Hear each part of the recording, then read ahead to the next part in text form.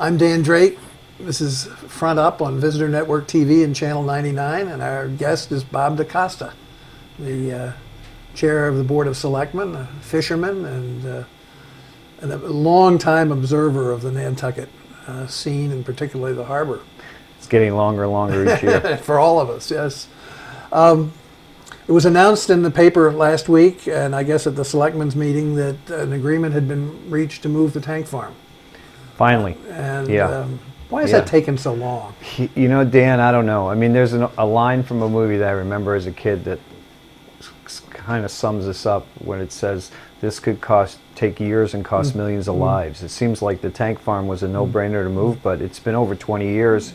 You know, when I first came on the board, Whitey had kind of taken this by the reins, and this was his passion. And you know, at his passing, it kind of laid there for a little bit. And I started working on it about 2 years ago.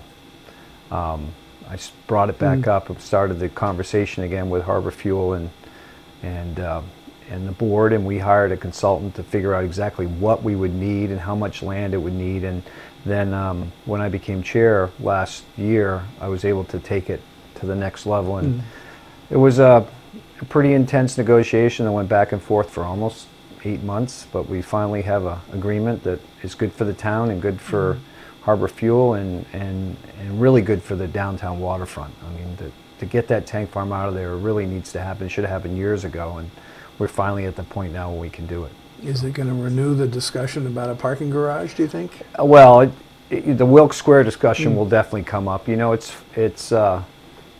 the parking garage discussion will definitely be part of it. Any facility down there, I'm sure, will have some type of parking included in it. It will have to. I think I don't know, maybe I'm mistaken, but at least in my eyes, the town is over the parking garage ban. They all realize we need parking downtown, whether it's a garage or whatever it is, that part of that property would have to be utilized for parking. Do you think, what's the sense about the success of the valet parking? It's been very good. You know, every year it grows and grows. A lot of my customers use it. I use it myself. You know, if I come to town at after 10 o'clock in the morning, I'll pay $20 to not have to worry about a ticket and just be able to park. And you know, I don't know when, but I think it's just a matter of time before all the parking downtown is paid, at least in the summer months. We've got a town meeting coming up in a couple of months. There's some hot topics on it. A lot of them. Why don't we talk first about your idea of term limits? You know, I think it's an overdue thing. I try all the time to get new people to get involved in government, and I get the same response all the time: is I'm not going to run against an incumbent, or I don't want to go and put my name in for an appointed position for someone that's there for 3 or 4 terms. So you think this will actually stimulate people? I do, and I think you need new blood. And you know, when you've been sitting on a board for 3 or 4 terms, over 3 terms, anyone that comes in that's new is just going to look to that person and rubber stamp what they do. They're not going to come in with new, fresh ideas. You know, and I look at as much as they may say they will. Yeah, exactly. I mean, you look at this person and say, well, they've been here for 10 years or 12 years. Maybe I should just do what they're doing. And the highest office in the land has term limits. Why shouldn't local government? I think all government, not just local, but senators and congressmen, everything should have term limits. Do you hear much opposition? Only from people who have been there for more than 3 terms. No, I'm very surprised that a lot of people on the street have stopped me and said, this is a good idea, it's long overdue. I mean, I think particularly if it stimulates more people to come out of their living rooms and take on these positions, it'll be very helpful. So we'll see. What else?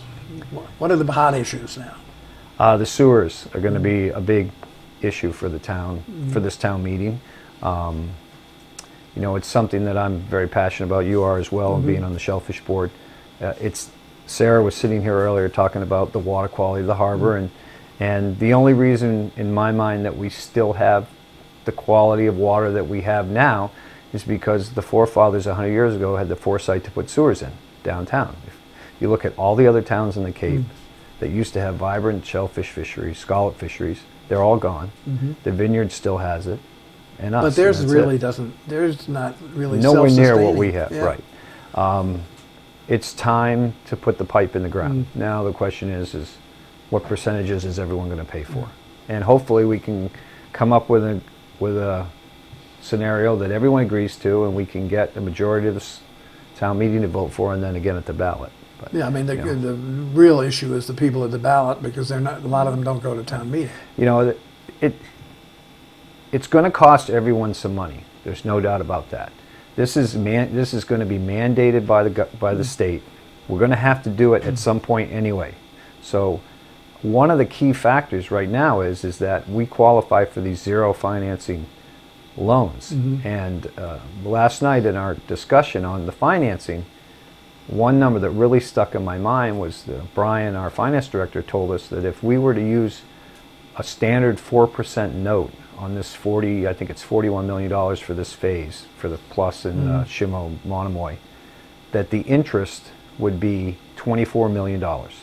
So we're saving $24 million now by doing this now and getting the 0% financing. That's a lot of money. It is a lot of money. And, It's you almost know, the cost of the project. If we've learned anything from the fire station and from the schools and projects that we've deferred and put off, they only get more expensive, and eventually they have to be done. So, you know, it's just a matter of figuring out the percentages on betterments and tax rates and getting on with it. I'm going to stick my foot into the water here and talk about the financing, because I think you have a fairly strong view, and we're outvoted by the board as a whole about who should pay for it. And I have a very strong view that I think is the same as yours. The taxpayers. Well, the taxpayers should pay part of it. The people that are getting the pipe should pay part of it. Well, but they are paying anyway. I Right. mean, even if they're not paying for the sewers, they're paying for the connection fees, they're paying the actual physical connection, and they're paying for The 60-40 split was derived from, if you were to put in a Title V system, the cost would be approximately the same as a 60% betterment. And if you live in an area where you're never going to get a pipe, you're going to be paying for your upgrades to your system, plus you're going to be paying for the pipe for the person who got, you know, didn't have to put the $60,000 system in. So, you know, I think there needs to be, there are some people out there that think that just 100% of it should go on the tax base. I don't think that will happen, but I don't know if the 60-40 number is the right number. I think that there's a lot of tweaking there that needs to happen. you can. The problem is going into town meeting without something that everybody's. Yeah, I think before agreed we on. get to town meeting, we'll have a consensus between the Board of Selectmen, the FinCom, and, you know, the other boards that think this is the right number. But then you never But, know. you Things know, can be amended at town meeting floor. So Right. Richard Hussey raised an interesting question last night that didn't really get answered. He's the one from Fisher's Landing, which is the second phase, Second the phase, next year's right. phase. That's going to be a lot more expensive than the first phase, so the Matic Right. at Warren's Landing. yeah, So- whatever the split is, that's going to remain the same. It's not going And to be it's going different. to mean a lot more money for the people who are covered by that. Now, in the interest of full disclosure, I live right Fisher's Landing. outside the line of Right. where that sewer's going in. And if somebody gets mad at me, they may include me in it. But no, but the point is that, you know, depending on where they live and so on, people are getting charged differently for the betterments. Right, You know, when the forefathers did this in the early 1900s, everybody paid for it. right. Everybody paid for everything right up until 2005. Well, this is exactly the kind of discussion that's going to happen over the next 4 months or 3 months before we get to town meeting. It's 2 months. Yeah, and you know, whether it's 100%, 80%, 50-50, whatever. You know. So I don't care what it is, to be honest with you, as long as it passes. Well, this year. I agree, and I think that's the. I said it last Yeah. night at the meeting. You said you watched it on TV. I am more than willing to pay another couple $100 a year on my taxes to know that I'm going to have. Clean I'm water. leaving clean ponds and harbors for my son and his Right. kids. So. Right. But you know, the flip side to that is somebody that's sitting on a commercial property which has a rate much higher than our residential rate, that's looking at his tax bill going up 60, But 70%. presumably, as a commercial entity, he's benefiting. He or she is benefiting from this new sewers as well. If the harbors die and the ponds die, nobody's going to come here. Right. So, I mean, I think everybody realizes it. I haven't heard too many people say that this shouldn't happen. It all comes down to how we're going to pay for it. Who's going to pay what percentage? So, What else is on the docket that you think is important? well, really, I think that's the big issue for this year is getting this first phase through. You know, at one point we had all of it on at once, Matticat and the Somerset area, as well as the Plus and Shimo-Monomoy. I was a strong advocate to just concentrate on the harbor for this town meeting. You know, there's probably a pretty good chance that we'll have a fall town meeting because of other things that are happening. So we'll see how this goes and then take the other two areas up in the fall and still qualify for the zero financing. Because that does expire in 19. We do have that locked in for both projects right now, but we have to vote it, Approve it. approve the appropriation. So, you know, if we can get this one done and we can come to an agreement that everyone is comfortable with, then we can move on to the next one in the fall. The island home is a big issue. We're going to do something with the island home soon, and it's going to be costly, and we have to decide where it's going to go and what it's going to be and how big it's going to be and how we're going to fund it. Because right now, a good portion of the funding for the island home comes out of the general fund, and we can't continue to do that in the future. And with that, we just can't take $2 to $4 million a year out of the general fund to pay for the island home. We need to do it as a separate override, and the voters have to decide how they want to do it. So that isn't on this town meeting, but that will probably be on the if we have a special or definitely next spring. Then there's just, you know, the everyday stuff that we deal with. You know, Sarah, I was sitting here listening to Sarah earlier, and she was talking about the coastal management plan. I sat on that committee. Whether Bill was talking about the cultural districts, I sat on that. You know, you at being on the airport commission, you do all these subcommittees and different meetings, and you don't even realize that you're doing them after a while. And then somebody brings up this item or that item, and I'm like, oh yeah, I was involved in that. I was involved in that. I was involved in that. So. It's been an interesting 5 years. I've got one more year to go. Then you'll term limit yourself out. I had already told everyone and am very adamant about I will not run for a third term.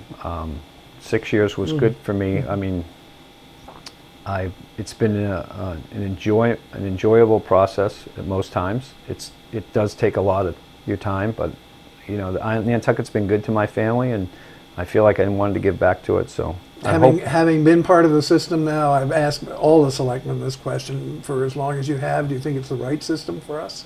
Town meeting and Board of Selectmen? It works. You know, is there another system out there that would be better? Maybe, but I don't know how we'd ever get to that point. You know, people, you know, I think the only other system for this town would be to go to some type of paid management commission, whether it's a board of selectmen or a councilman or a mayor. It is difficult to get people to put their names in for a board of selectmen seat, Because of given the the time. time constraints. I mean, I figure I spend between 20 and 30 hours a week on this. So, you know, I find time to do it, and I'm fortunate that I you know, with my charter business in the summer, my construction management business in the winter, I work for myself. So if I have to go somewhere, I can work around it. But you do pay a price for it. Yeah, and you know, David Goodman's our column this week suggested that we pay the selectmen $20,000 to $25,000 a year, And if you're going to pay them, you need to pay them enough so that this is their only job. Whether you pay them 20 or you pay them 3,500, it really isn't much of a difference. The town I came from in Connecticut paid there were 3 selectmen. They paid the first selectman basically a living wage, and the other 2 got very modest amounts, such as happens here. But then the person is committed to spending the time. Yeah. It does change the dynamic, obviously, but that might not be all bad either. Yeah, the only thing that concerns me when you pay politicians is that they become puppets of who's paying them the most. Who's getting them elected? Right. And sometimes, I think when my legacy, I guess, as a selectman. He likes Bernie. We won't go there. My legacy as a selectman when I leave is I hope that people, whether they agree with me or disagree with me, think that I did what I felt was right. And there's a lot of times when I go against people that I respect and admire, but I just don't think what they're saying is the right thing for Nantucket. That you got to put your neck out there. Are you going to put your name in again for first for chair? I would. We'll see who gets elected to the board. I would do it again for one more term. I did enjoy it. I think I did a pretty good job at it. But if somebody else wants it more than really wants it, I don't want to. It's not a power thing for me. It was. It's more of a trying to keep things moving and keep it as simple as possible. The one thing I've learned about government is it tends to be overcomplicated. It makes things overcomplicated. Yeah. Somebody once said to me, if it's called common sense, why is it so rare? I feel that. Well, just listening last night to town council and others, the rules that are there that have to be followed. Right. And while it seems that one rule should apply, it turns out something else applies. I'll give you a perfect example of when I first got elected. I always used to say, why does it cost so much to build municipal buildings when I know exactly what it costs to build a house? And it's the only place I've ever seen where you have to appropriate the money and then go find out how much it's going to cost. Right. So it's just no feasible way that you can get away for less. Right. Or try to value engineer it. You can do it as much as you can, but there are so many rules and regulations in place when it comes to hiring and bonding and what you pay, hourly wages, prevailing wages, bonding, things of that nature.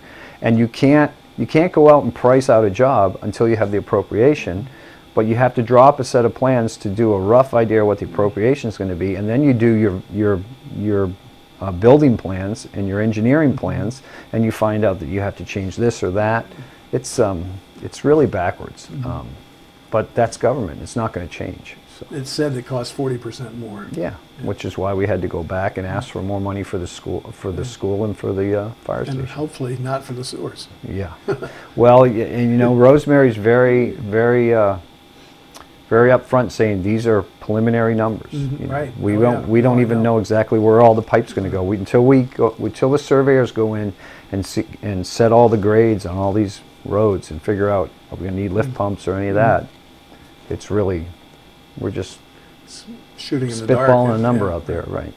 Bob DeCosta, thank you very much for your time. My pleasure, Dan.